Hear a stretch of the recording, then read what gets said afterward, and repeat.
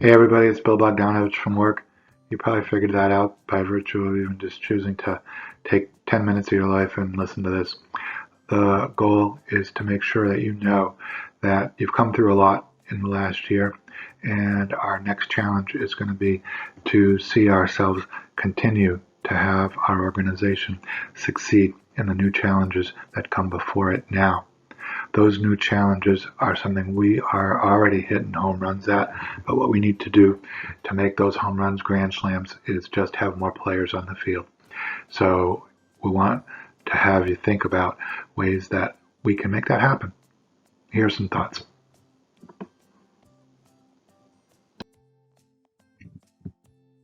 As I know you don't need me to tell you, critical need is to be able to bring new nursing staff in as demand for what we do continues to grow, and as Liberty Commons especially tries to bring the last pot of beds back online.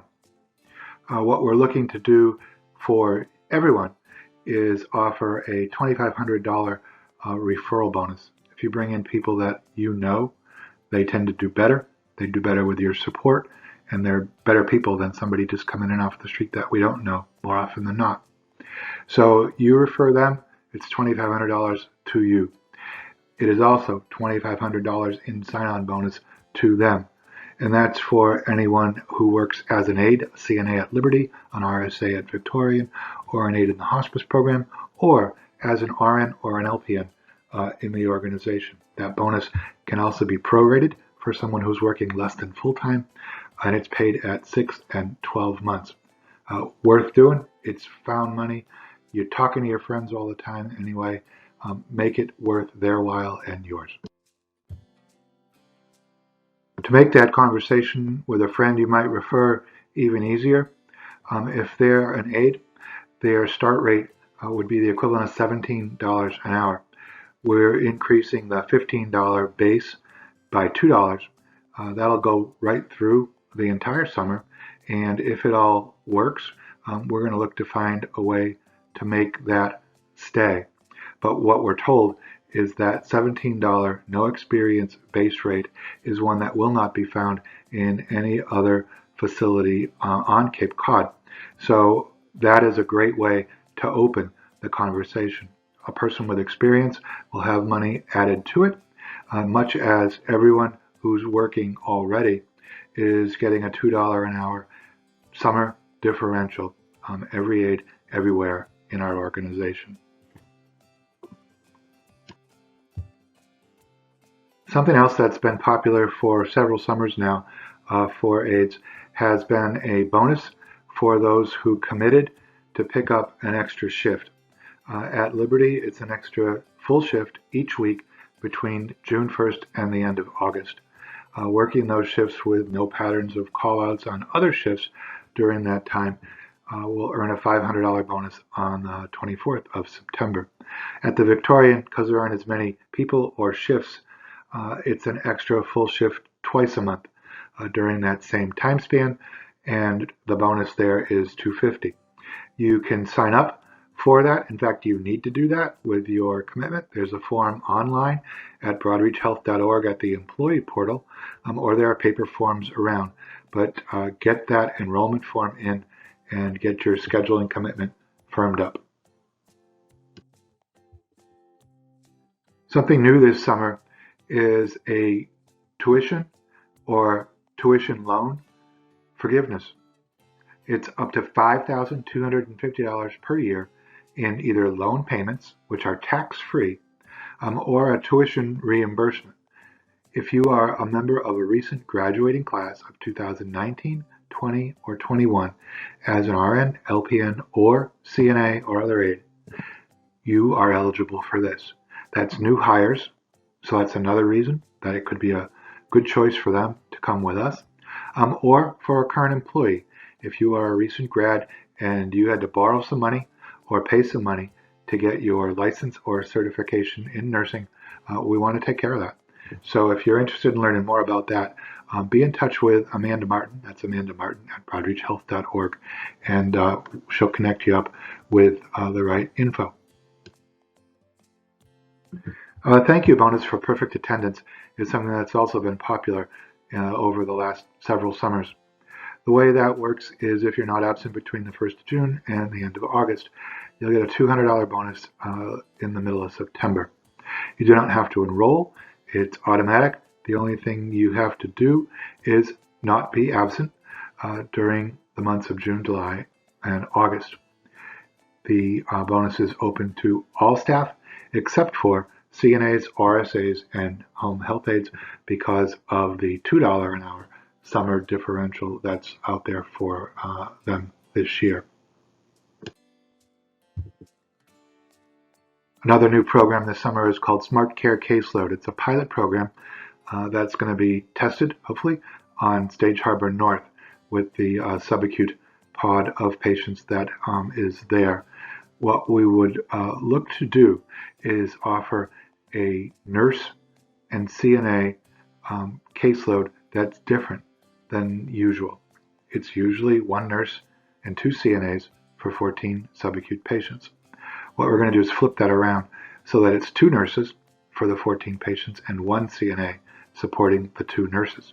The 2 nurses in that role are working in an expanded way with more bedside care, seeing the whole patient, and the CNA is there to help fill in the gaps.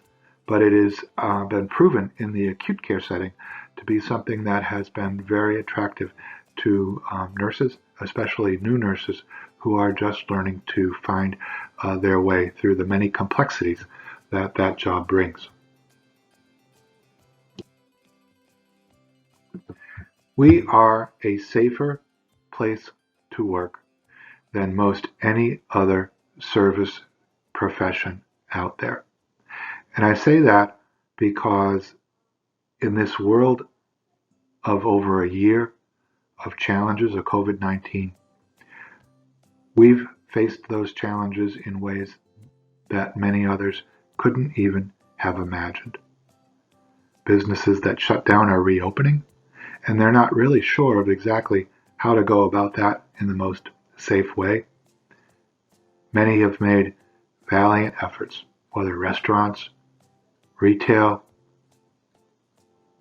hotels, and other accommodations. But there's no way around these realities. In any other public-facing place, they don't know who their customers are. It's different people. They're coming and going all the time.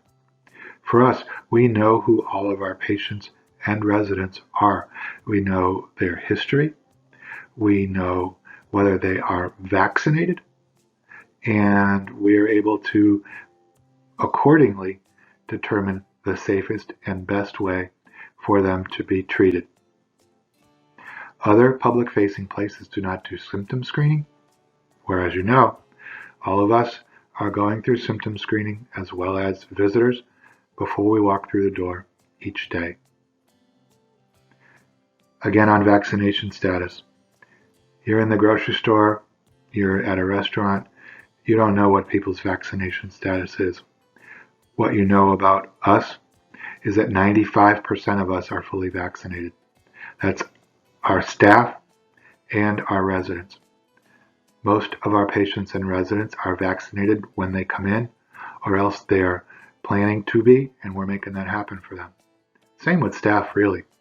But there is not another place where a person could go look to work with that certainty built in to their workplace. And as everyone celebrates the lifting of so many of the restrictions coming up in the next few weeks, masks will be optional for the fully vaccinated, and people may be taking advantage of that who are not fully vaccinated. In our setting, masks are still required, and they will still be required. So the protection that they offer will remain as well. So if you know somebody who's looking to say, I really do want to get back to work, but I'm not sure that it's safe, you can tell them that you know a place and that you work in a place that is safer than most everywhere else. It was a little over 2 years ago that we stepped out and said that our community needed to be about more than just silent affirmation and saying, well, we aren't doing anything wrong. So that's all we should do. The idea of saying that, no, it's about more than that, that in order to be truly welcoming and embracing diversity and inclusion, we would have to do that in a more intentional way. So we've made some statements about that. We've done some education about that, and we're going to do more. But it's an organizational statement of support, and it's one that is never been more important, I don't think, as people start to find their way out of the fog of the last year. It's a commitment a lot of other organizations just don't find the time to even consider. But I think what it does for us is that even if we identify folks that need and benefit and deserve an additional amount of support, it helps us extend that level of compassion to everyone whose care is entrusted to us. And finally, I guess I've just got to remind you that, after 35 years, we are really the only SNF-based organization on the Cape that can say, we've been here for 35 years. It's been consistent ownership and management. It's not a corporate game. We're not trying to just flip real estate and businesses and return on investment to shareholders. We just want to try and make it work. And that, I hope, has lent you all a degree of stability and confidence and pride in your workplace. And again, as these thoughts of us facing this great challenge of workforce going into the summer of 2021 are something that we try to face this year, that you keep that in mind and hopefully can also communicate that as you are talking maybe to others about joining us. So it'd be great to have you do all of those things, find out where your friends' hot buttons are, and tell them that you want to see more of them and you want to see more of them at work. So information on all of this stuff is out there on the website.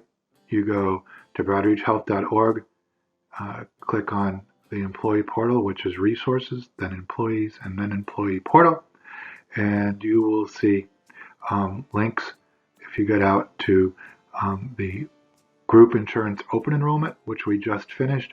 Within there's a box of boxes, and in those boxes are documents and other info. There's also hard copies of it out and about, and if this just isn't your thing to go searching for it that way, just ask, and we'll be glad to sit down and chat with you and get the information in the right place.